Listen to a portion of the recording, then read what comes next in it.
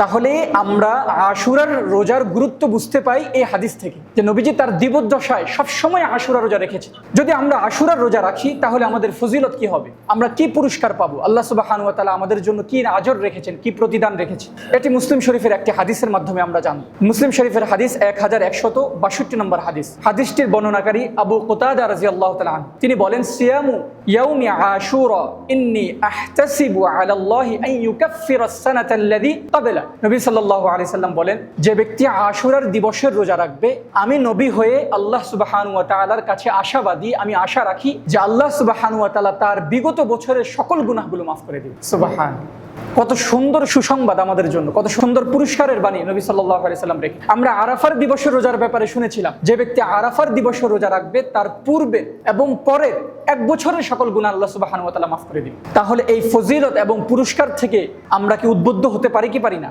আমরা মুহররম মাসের আগামী শুক্রবার ইনশাআল্লাহ, আল্লাহ চাহেন তো আমরা প্রত্যেকে রোজা রাখবো। আল্লাহ সুবহানাহু ওয়া তাআলা আমাদেরকে তৌফিক দান করুন। যদি রাখি, নবী সাল্লাল্লাহু আলাইহি সাল্লামের সুন্নত পালন হলো, পাশাপাশি নবী সাল্লাল্লাহু আলাইহি সাল্লাম যে সুসংবাদ বাণী দিয়েছেন সেই সুসংবাদ বাণীরও আমরা প্রাপ্ত হলাম। আল্লাহ তাআলা আমাদের সবাইকে তৌফিক দান করুন।